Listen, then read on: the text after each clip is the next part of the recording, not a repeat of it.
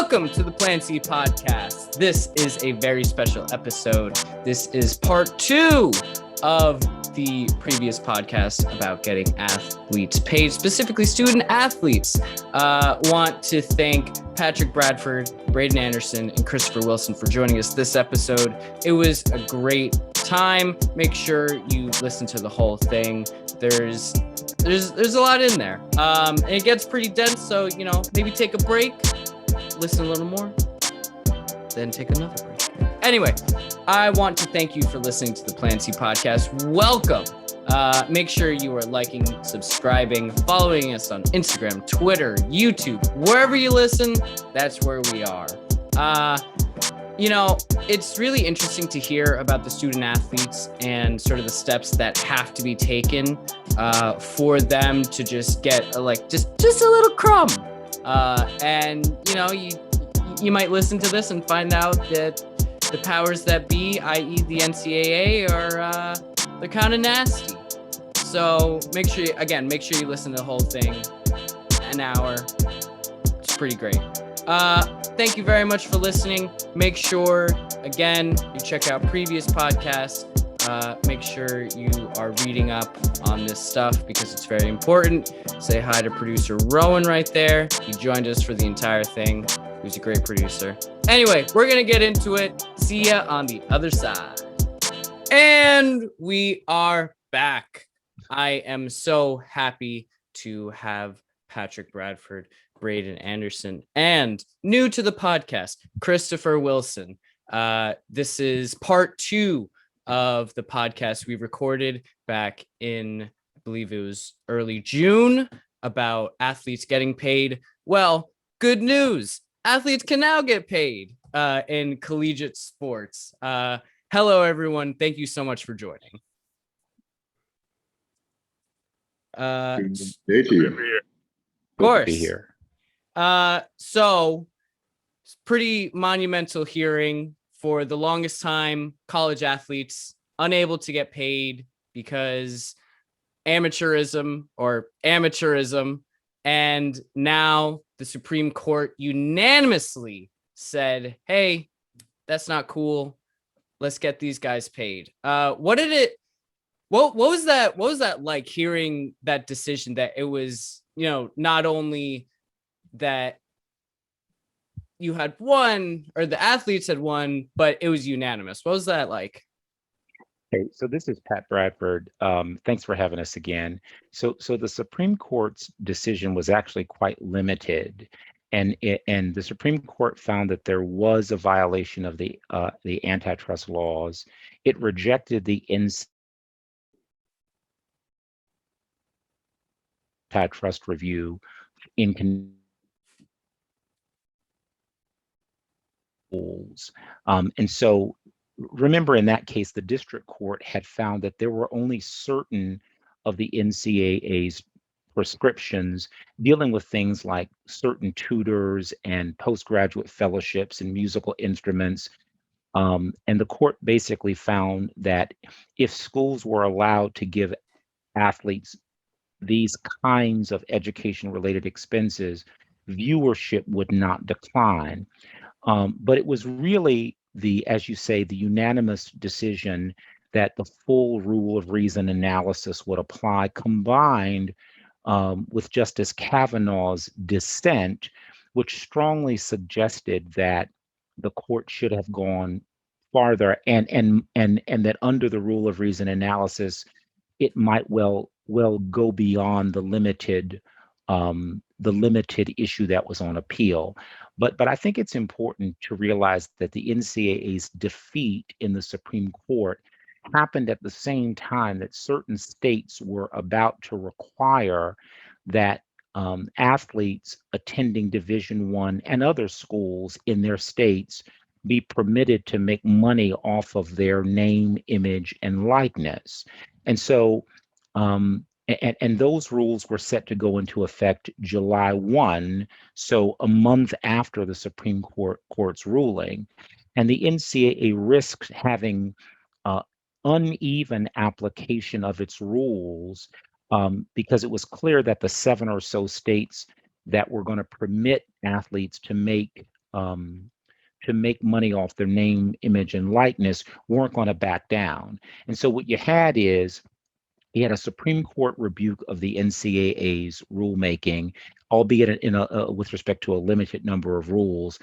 And then in an unrelated set of rules that were not before the Supreme Court, which prohibited athletes from making money off their name, image, and likeness, you had state actions, state legislatures who had passed new laws that were going to take effect July 1, um, uh, in effect challenging the NCAA's prohibitions in that area. So the NCAA either had to go to court and seek to enjoin the implementation of the new legislation, either throw all of these schools out of the NCAA for violating its rules, which included some of the powerhouse schools, or either do what it did, which is to retract its rules prohibiting students from making money off name, image, and likeness throughout the country.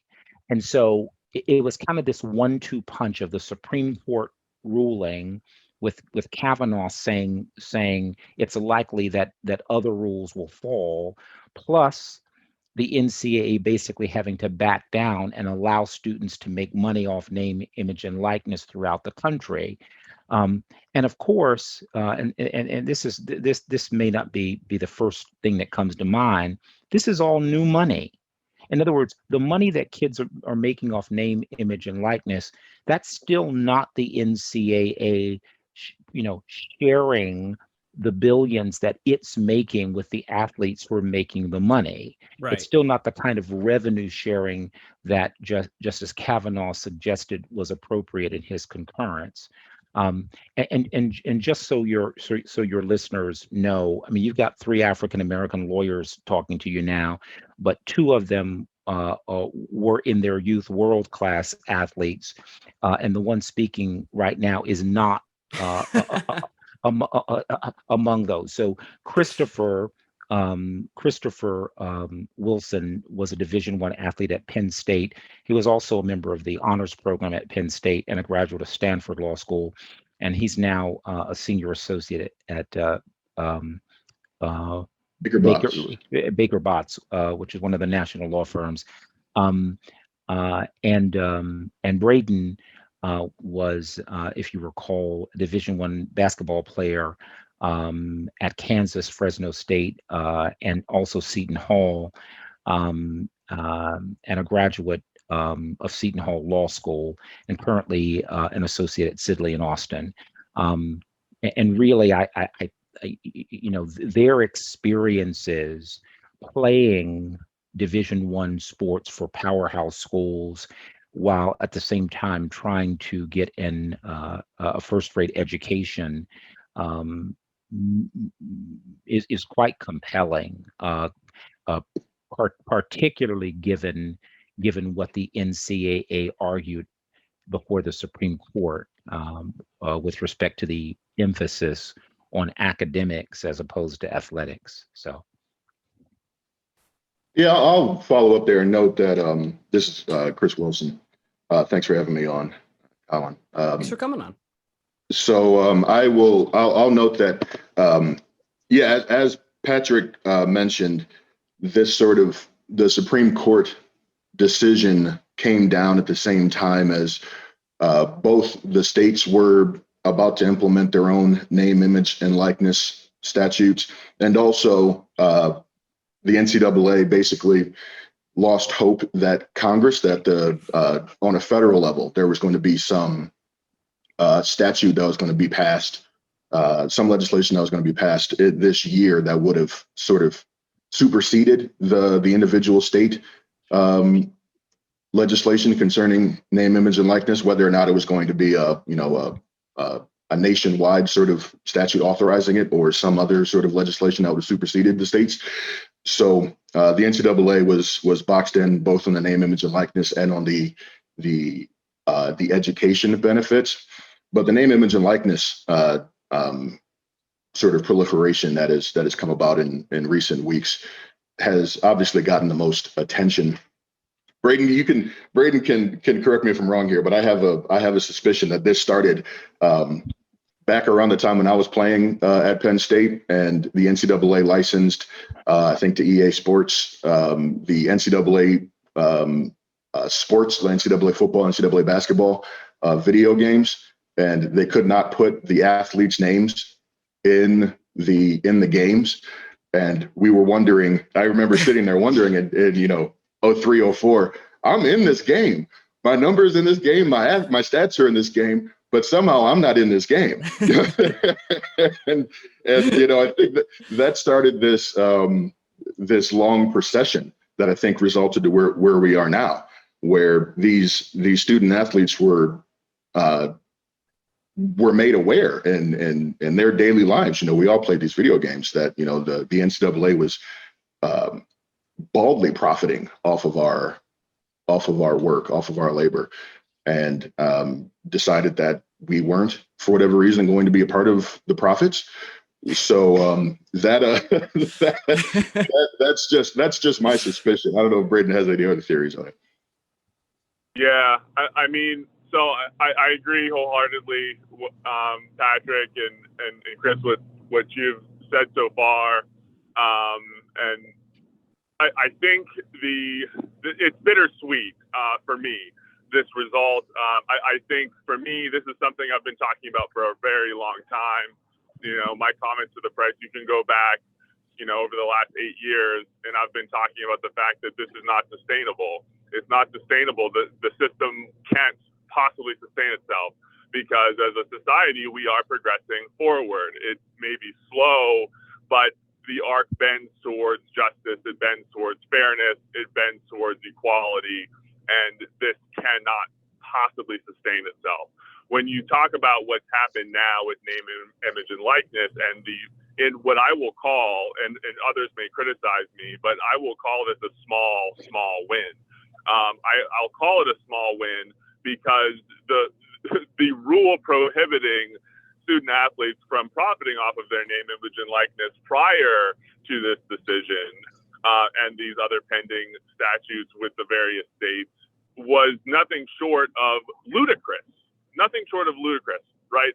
The fact that you would try to reach so far, right, outside of the bounds of this student athlete's activity on the court and on campus to try to regulate and prohibit activity from, their own social medias and their own, profiting off of their own name and image is insane to me. It has always kind of not really made sense, right? And I think instead what this is, and you've seen, if you really watch closely what the NCAA has done, they're very smart. They know what they're doing.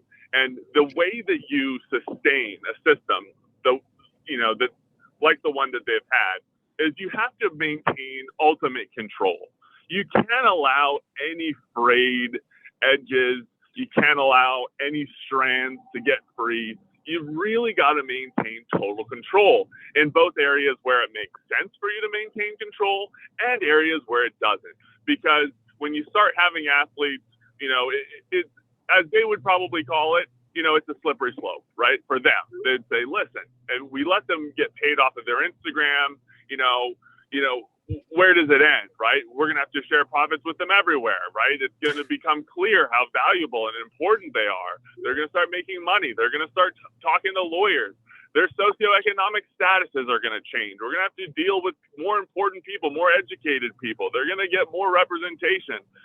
Problems will start to develop. And I can tell you that they're right. Their analysis was correct. And it is a slippery slope, and we are now going down the hill. What we're going to see now is not a prolific emancipation of the student athletes, but what we are going to see is a few people, a few athletes who have the 10, 20, 30, some people 50, over 100,000 followers. There are some with a million or more followers. There's a couple different twins, twin basketball players. I know that there's a couple sets of twin women's players who have, in the millions of followers combined, who are signing deals we're going to see, the Zion Williamsons of the world, the next generation of 5-star ESPN prospects who are, supposed to be one and done. I think we're going to see those players really take advantage, make millions of dollars during their college times, but that will lead to, other rights being sought after and other ways of profiting being pulled into the table because they're just going to have more leverage. And that is the problem, is that this is new money, right? As Patrick noted, that was the biggest thing I was thinking the whole time was, this is just extra money. This is just lifting a ban on people making money, right? And this isn't actually about the money that the NCAA is separately generating off the backs of student athletes. So we still have the big problem, and that is, hey, you should share that big pile of billions of dollars with the athletes, and the margins should go down. It's okay. I'm totally fine with the NCAA making money. I'm totally fine with Coach Calipari making his, $20 million a year. Is $40 million a year fair? I don't know. Maybe we should cut him down to 12 or something, right? Pay the players. He can still make more than any other NBA coach, right? And there's still plenty of room, right, to pay the players. So I think we still have the biggest issue on the table, but I think we've come a really, really long way because you're going to see some student athletes with leverage. You're going to see some student athletes with lawyers and a couple $1 million in the bank. And that's how you start to change the story and change the narrative and change this disproportionate imbalance of negotiating power and just the unconscionability that has dominated this story for the last, I don't know how many years. Yeah, this is Pat Bradford. Just 3 related points. I took a meeting last week with a business person who noted that he had a business client, and that client was now in the business of providing representation in the context of name, image, and likeness for Division II and Division III athletes. And so while it is true that most people are going to concentrate on the mega athletes, the mega athletes who are making millions or have the potential to make millions, local athletes in local markets may well win endorsements from small local businesses. And so there will be a cascade of money, both large and small, flowing into the coffers of student athletes everywhere based on their social marketing footprint and based on whether or not spending actually is profitable for such businesses. The second point I'd like to make is I think that there is a relationship between the name, image, and likeness in the Supreme Court ruling to the extent that the NCAA continues to put forth the single pro-competitive justification as being not wanting to see viewership decline. There will be, I would imagine, in forthcoming litigation, an analysis of whether or not name, image, and likeness, the repeal of the prescriptions for name, image, and likeness, whether or not that actually resulted in a decline in viewership. To the extent that it does not, that will be more evidence that the stated pro-competitive justification is hogwash, which is what we all know it is anyway. And the third point that I'd like to make is one. It's a takeaway that I have from the Supreme Court opinion, which is yes, it's a win, albeit limited, a win for the students. And the NCAA did take somewhat of a thrashing. but it still doesn't address a primary concern, which is the continued failure to properly educate the vast majority of the 96% of Division I athletes who do not go pro. This broadcast features two exceptions to that rule in Braden and Christopher, and marvelous exceptions they are. But I wouldn't want your listeners to forget that they are incredible exceptions, and that since the mid 80s, when the influx of Black students into these programs started to change the character and quality of the play, and coincided with the increase in revenue, the failure to properly educate, and that includes those who graduate but still are not marketable because they've taken, stupid courses like basket weaving and whatnot. Right. The failure to properly educate, particularly African American students who are supposed to be getting an education in exchange for their labor on the field, that issue is still unaddressed by anything that has happened since the Supreme Court ruling. So, in your opinion, I'm sorry, Braden. Well, I was just going to agree with him briefly. I mean, the issue for me is like, if the goal is to win basketball games, and that's what it is right now, right? The goal right now of major college programs is to win. That's it. That's the goal of everybody. That's how you make money. That's how the school generates money. It's how the coaches make more money, right? That's how the NCAA incentivizes these programs with bonuses and the like. It's to win, right? Make it to the tournament, go as far as possible. That's how they divvy up the cash, right? And it is a business. It is about the cash. The education is not part of the calculus, right? There is no bonus paid to coaches for having a 3.5 GPA average for the team. No sort of incentive like that. There is no financial incentive. It is not part of the business. Academics is not part of the basketball business. It's just not. And so based on the current system, I have always focused more on the money because that's how you actually get paid. That's how everybody is motivated and incentivized. It's money. Right. And so if that's going to be the system, that's fine. Share it with the athletes. If we are going to, like, I've always said, focusing on the academics is only helpful because it exposes a fiction. I don't think, as Patrick noted, like, I don't think that there's a fixing of the academics that's going to happen. You can quote me on this. We can go back and you can play it back. I do think that this quote will age well. This is not going to be a fixing of the academics. It's just not. Right? They don't want to fix the academics. This is $1 billion business. There's nothing to fix. That doesn't raise anybody's revenue to fix the academics. What will happen is you expose the fiction, and then the finances start to get divvied up, right?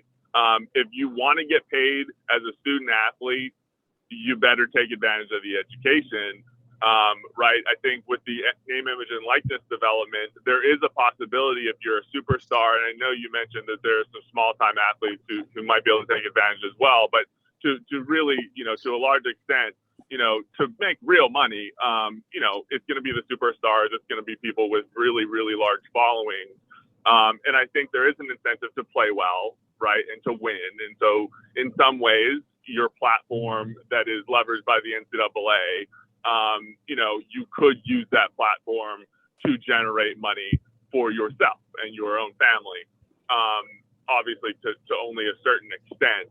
If you are not the number one, number two player on a powerhouse team, it still makes more sense to play this game the way that Chris and I played it.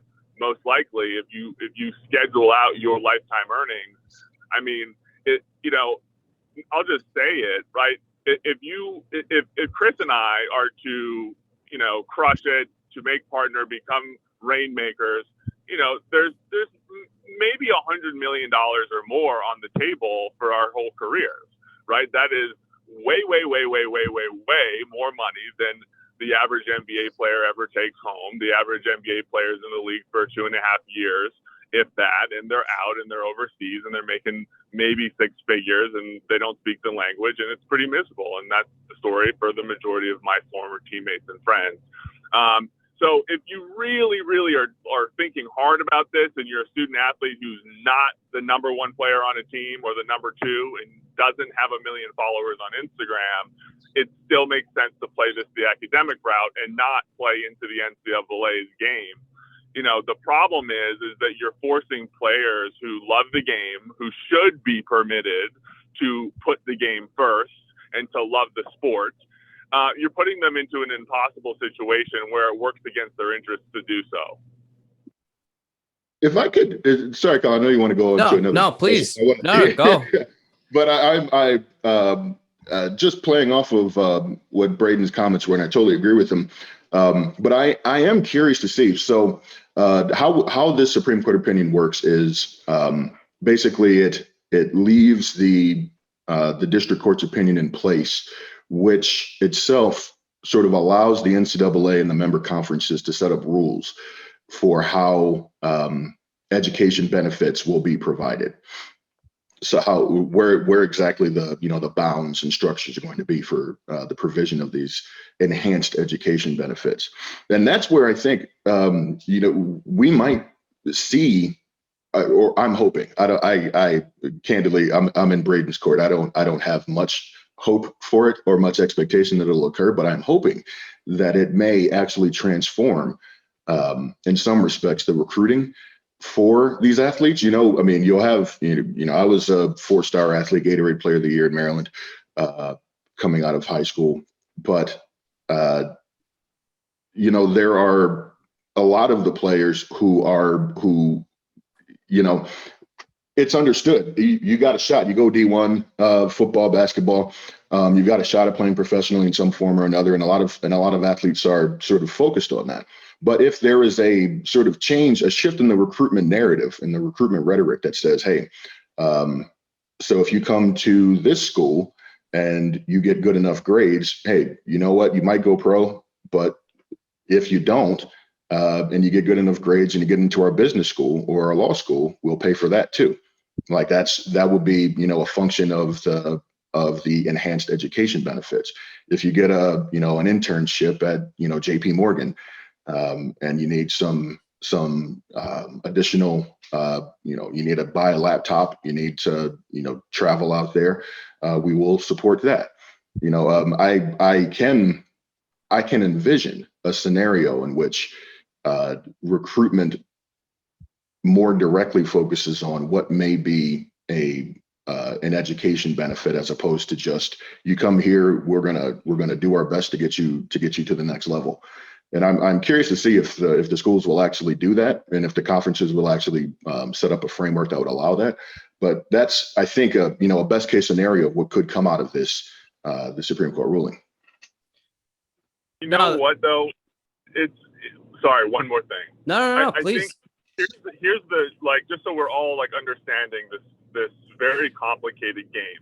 It's a game that's going on here. So let's say that they did that, right? Let's say that they focus, because they would prefer to do that. That would be way cheaper than paying the athletes, right? To just say, okay, fine, get off of our backs. What do you need us to do? Okay, we gotta get them laptops. We gotta make sure that they graduate. Fine, all right, fine. That's going to hurt the game a little bit. They're not going to be able to practice as hard. They're not going to be able to spend as many hours in the weight room.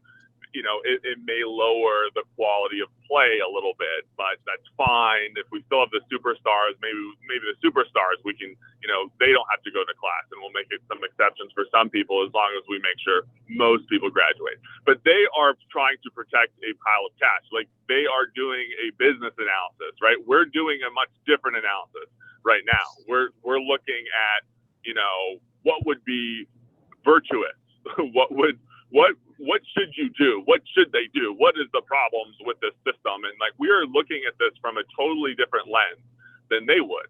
They have a pile of cash and they're just trying to protect it. And so I would say that like, it may feel like a win if they focus all of their energy on educational enhancement and do make progress, right? Maybe they make, I mean, sure, they can make progress. It'd be a lot cheaper to make progress on that front because they just haven't even tried. It's been, you know, laughable. But yeah, they can make progress there. They wouldn't have to throw much money at it either. If they threw, you know, less than 1% of their net revenue at it, they could probably make a big difference. But I guess what I'm trying to say is I don't know that big picture that actually helps. I think that would actually be in the NCAA's interest to do that. And they may be able to hide behind that and squeeze out another couple decades of a completely unconscionable system. But, you know, I totally feel what Chris is saying, though, at the same time. It's like, it'd be great to have that benefit, but it's like if they're doing that to play the game and ultimately continue to take advantage of student athletes, then that kind of sucks. Yeah. So I think that both Christopher and Braden are correct with respect to the incentives. Until educating the athletes is a significant part of the financial incentive for the coaches in the universities, there may well be little actual change. And Colin, before you go ahead and finally get a chance to ask your next question, let me just say that the lens, the lens, the rose-colored lens that I'm suggesting that we measure the NCAA by is simply its actual stated mission, which is to educate its players. But in this country, there is a history of there being some distance between stated ideals and implementation of those ideals, and so I think that we're well acquainted with legal fictions in that sense. Colin, what's your question? Go ahead. I was before my question, I was just gonna sort of compare it to, you know, right now the NCAA before the ruling, they had the entire sundae, right? They had the ice cream, the nuts, the fudge, the whipped cream, and the cherry on top. And with this ruling, it kind of just feels like the athletes just get the cherry on top now. You know, there's still just this, as Braden said, there's this mountain of cash that the NCAA is sitting on. I just that was my own little personal analogy. You know what it's more like? It's like there's the bananas and the cherry, and they had the whole thing, right? It's more like the players for years have wanted to add sprinkles, and they never allowed sprinkles. And now they're allowing each individual player who can afford to get their own sprinkles to put it on their sundae. Hey, no, that's much better than mine. So, you know, now you're seeing organizations as big as like Barstool Sports say, hey, like put our name in your bio and do this and that, and you'll be one of our guys, you know, you'll get paid. And you see, as I think Braden mentioned it earlier, you know, people on TikTok now or Instagram having these massive followings. What are the next steps in sort of preventing financial harm, or like just sort of how are you protecting these athletes going forward? I read a story, I think it was a couple weeks ago, that this lawyer in Miami was trying to recruit athletes to wear a shirt that had his law firm's name on it twice a month, but the contract was extremely predatory. So how are you avoiding situations like that? Well, you know, Colin, one related issue that your question raises, it kind of ties back to the discussion on education, which is simply that to make this additional money, the players will have to spend more time or may have to spend more time on things other than educational pursuits, right? So in other words, to make this money, they may have to spend, more time on their social media.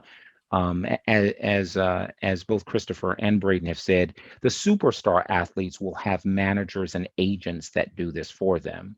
But unless you're one of those really super duper athletes, even if you're a Division I athlete on a winning team, if you happen to be playing well, you're the best, defensive end. But if you're not in a sexy position, you may be in a position of making some money, but you may have to spend time, again, away from educational pursuits in order to manage your social media accounts, to increase your followings, to get the money. And so, this opportunity, is good in the sense of generating revenue, but it's possibly bad in the sense of taking more time away from actual education.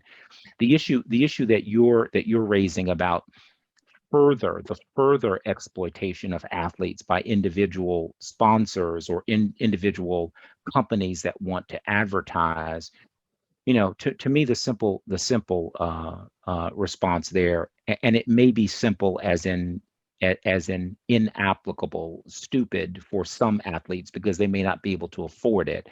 But an answer is hire a lawyer. If somebody comes to you with a and that's difficult for a kid that may be in school and you've never met a lawyer or interacted with one, or only hired one when some tragedy happened in your life. But the great thing about lawyers still, and it doesn't mean that we're all terrific.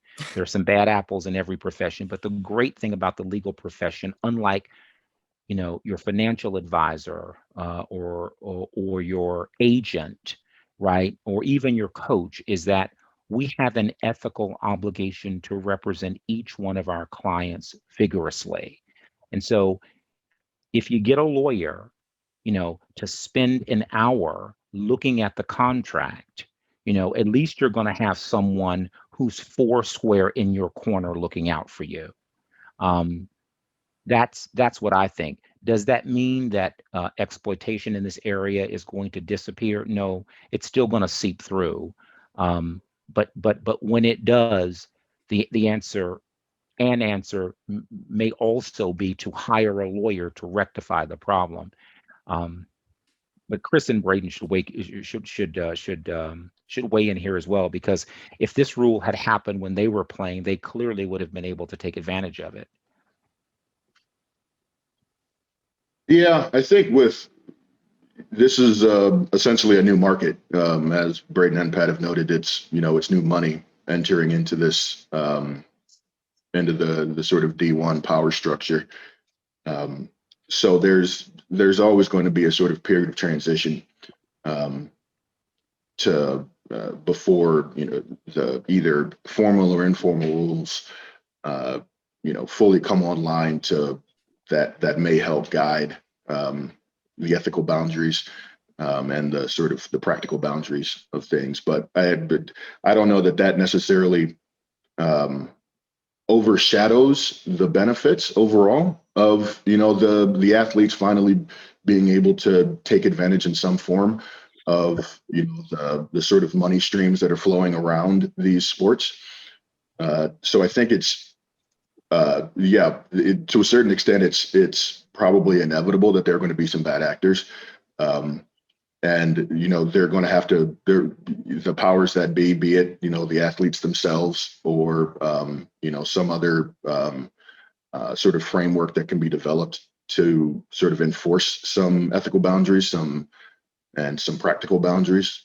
It'll come online eventually, but I think notwithstanding the bad actors, it's still overall, I think, an overall benefit for the student athletes themselves.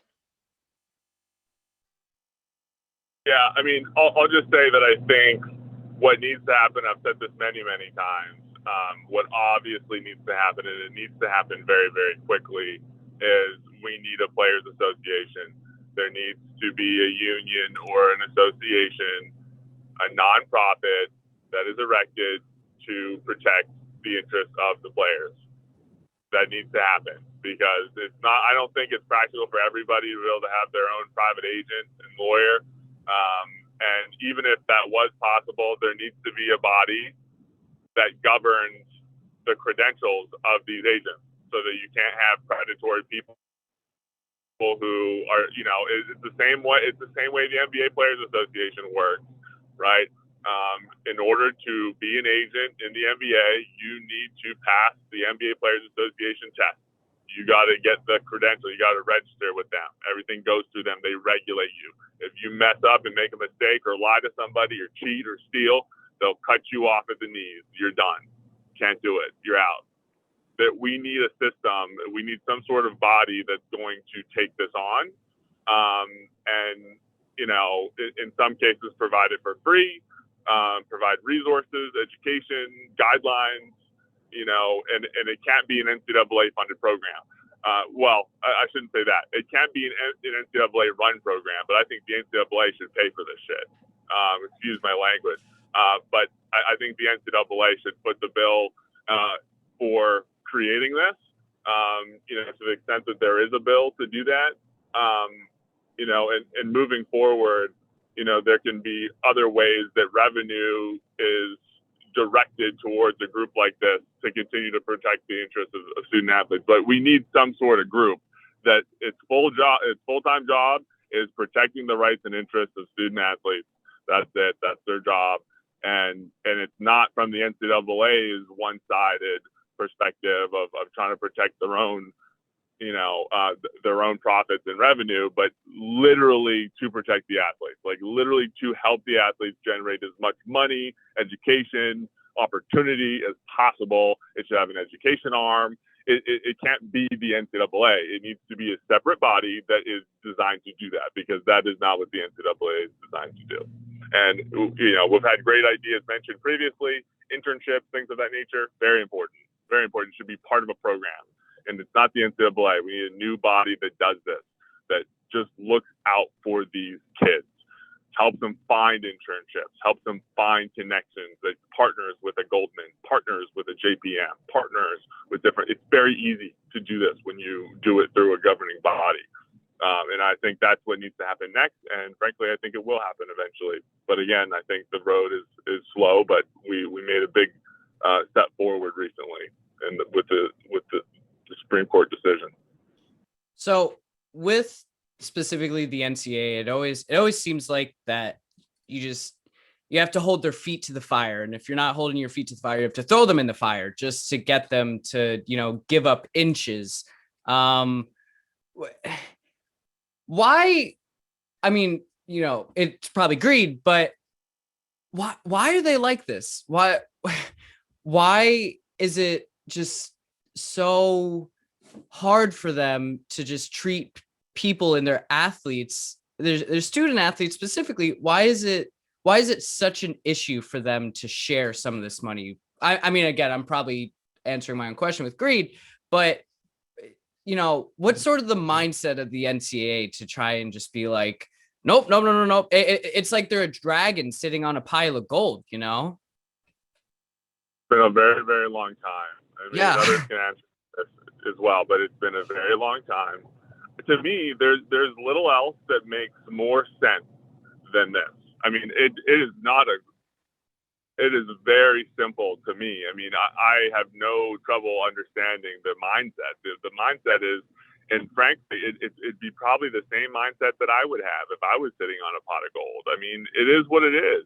Wouldn't it be nice to, have the status quo be privilege and, having the benefit of, thousands of athletes' labor, and being entitled to leverage it, right? Being allowed to do this, being legally allowed to do this is amazing. And they've had cooperation from the NBA and the NFL and every other professional sports league. They've just had the ability to do this for a long time, and no one's messed with their power. They've spent a lot of time and money protecting it. And it's obvious that you would fight for it. I mean, it's capitalism in a lot of ways. It's America. You wouldn't think it would happen any other way, but the other part of capitalism and what makes it fair is that everybody has that right to fight. And they've just been cheating, and they've had a lot of advantages. And the law has kind of exempted them and allowed them to do things that really just aren't right. And I think what's happening now is we're starting to say, hey, okay, I mean, we can't allow this game to be rigged anymore. And you find that balance over time, right? The athletes now see a little bit more. They're like, you know what, this isn't right. And you have more voices on the other side who are starting to expose what's going on, and bring that conversation to the table. But I can't blame them for trying to fight for every inch. There's almost nothing more American than trying to do that. And others may disagree and think that that's wrong. It is what it is. I'm not angry at them for trying to do it. I'm mad at the court system for permitting them to do it, and changing the rules or interpreting the rules in really backwards ways to allow this to happen. Right? It's an example of, I've said unconscionability many times. It's an example of unconscionability. It's an example of systemic racism. It's just, it is what it is, right? But we need to disrupt what's going on, and other people need to have a turn, leveraging, making money, profiting, having their time to shine in the sun. You can't have a system like that forever. But I can't blame those who are trying to do it, right? If I have a business, I want to cut my margins down as low as humanly possible, and it's still legal. I'll do anything I can ever do. If it's legal and the government says I can do it, right? I want to cut my margins down, baby. That's how you make money. That's how you create a successful business. So I can't be mad at, I have a different view. I'm a very pragmatic person in the way that I deal with problems and the way that I've overcome racism and obstacles in my life. If you know my story, I just deal with things in a very pragmatic way. And so, a lot of things I'm saying, I'm sure people are rolling over, freaking out, because they're like, no, that's not right. No, I disagree with that. And I'm sure there's lots of people out there thinking, no, that's not the way. Well, that is how it is. And if you research, carefully the history of this country and what has made this country great and why we are so competitive, it is because of that ruthlessness. It is because of that ruthless greed. And I think it's unfortunate when certain subsections of the population, especially categorized by race, have suffered tremendously over long periods of time. And I think that's something we just need to address and fix. And we've been really slow at doing that, and that sucks. But I think understanding the rules of the game and then figuring out how to overcome is always been the instruction and the key to the manual, right? And I think we're finally at that stage right now. And if we had more voices yelling as loudly as I did, maybe we'd be in a different place today. But you have to fight for every inch in life, and no one's ever going to give you anything. Yeah, I think it's fair to have a little bit of frustration at NCAA and conference leadership and like the bowl committee leadership over the past few decades. It's not a coincidence that the profit generating sports that the NCAA and the conferences and the bowls had no issue just sort of reaping all the profits, doing what they need to do in order to sort of exploit the athletes in order to generate as much profit as they can. It's not a coincidence that those sports just happen to be largely populated by African Americans. And it's not a coincidence that, we've got, a lot of, it's fairly easy, I think, especially, in decades past, for the leadership of the NCAA and the conferences and the bowls to just sort of ignore, the actual reality of that a lot of these student athletes were living, being put into college and not being academically prepared, not really doing anything other than, paying lip service to academic support systems, and then just sort of flushing them out. when their athletic careers are done. That's I think we're allowed to be a little pissed off at that. This isn't like I said, it's not a coincidence. So I would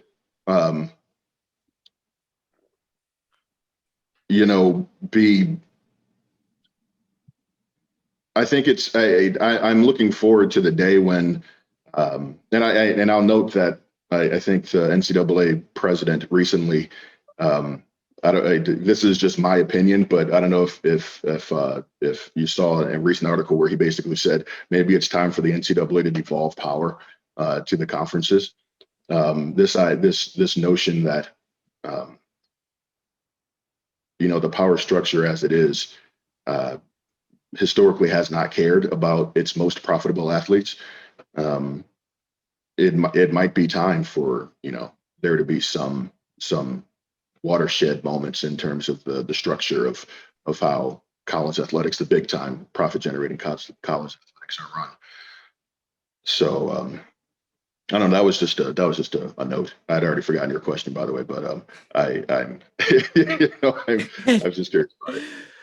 No, I think it's an interesting point to take power away from the NCAA, and I had heard that. I'm on Twitter, and Twitter is, they've always got the headlines. And for me,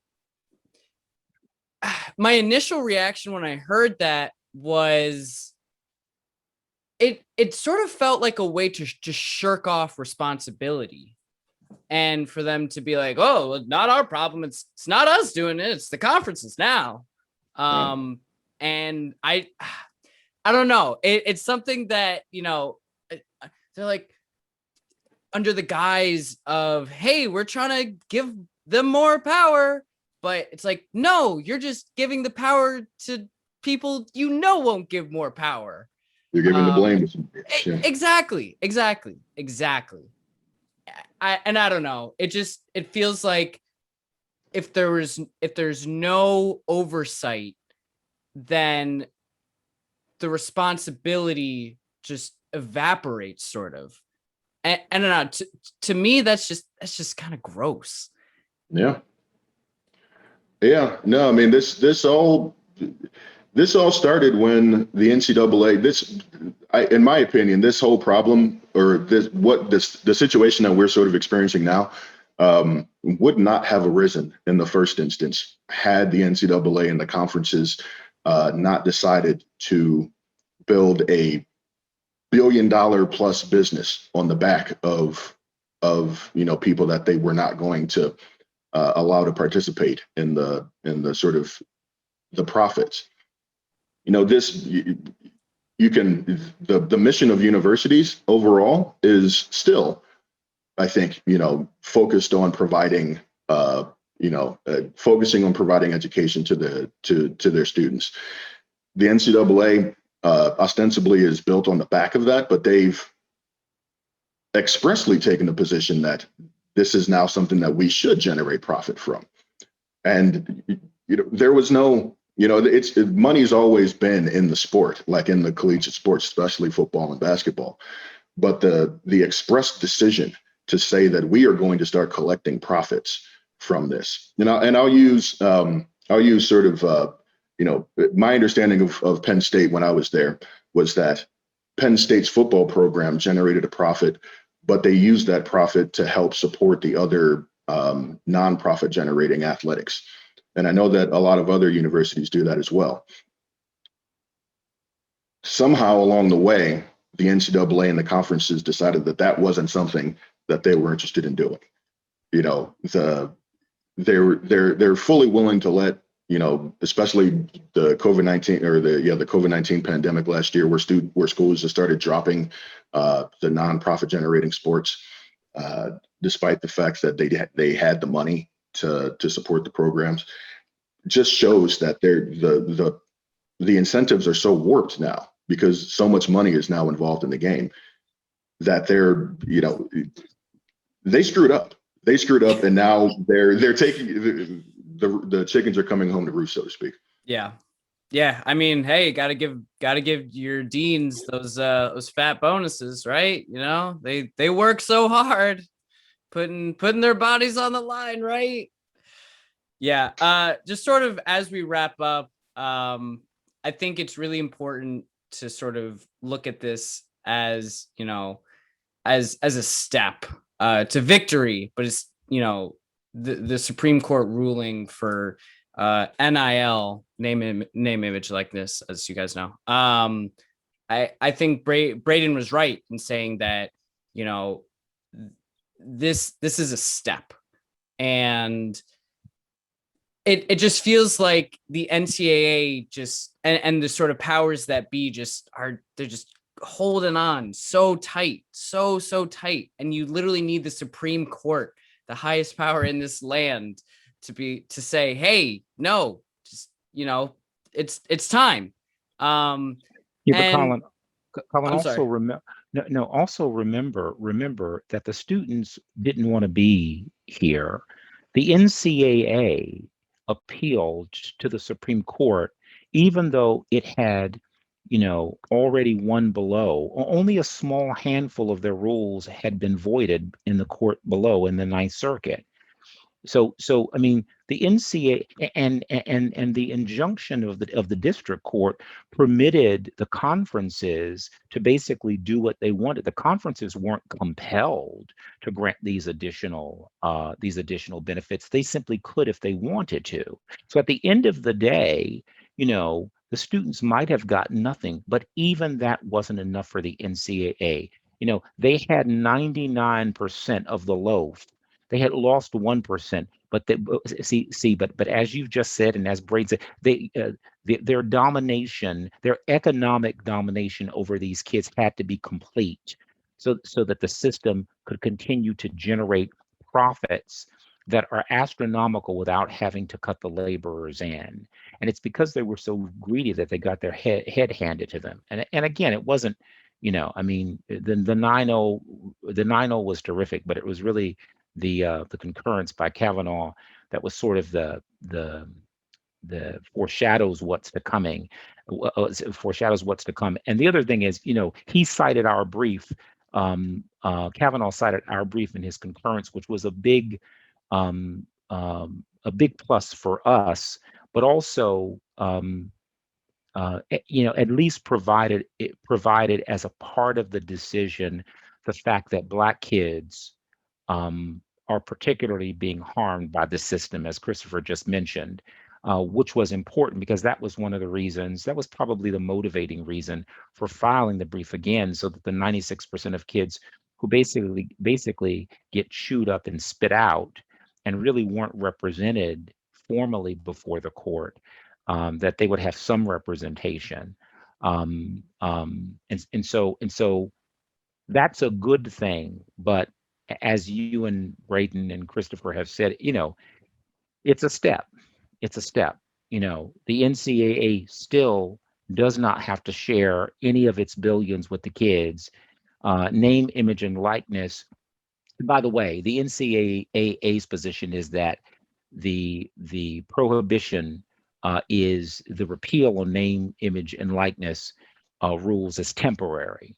As a practical matter, once the horse is out of the barn, they're not going to be able to put it back. But officially, they say this is temporary because I think, as Christopher alluded to, the NCAA is going to go to the federal government and try to get some sort of rule that will apply everywhere, that will void the state rules, and will give them even more control. So anyway, Anything for the 1%, right? yeah, All right. basically. Thank you. I know Braden left. I'm sure he's Oh, he very did. Okay. busy. Okay. I just wanted to thank you both, and Braden, of course, thank you for joining us. This was, I don't know. I love having y'all on to talk about this, and I love, sort of giving y'all a platform to talk about this because, shit's important to me. And again, I very much appreciate y'all taking time out of your very busy days, taking time to, put things in layman's terms, because, sometimes you're reading stuff, you're like, this looks like Chinese to me. So I appreciate y'all sort of just taking the time and explaining everything. So thank you very much. Thank you, Colin. Happy to. Thank you. Appreciate it. Of course. Talk to you later. Talk to you later. Bye-bye. All right, take care.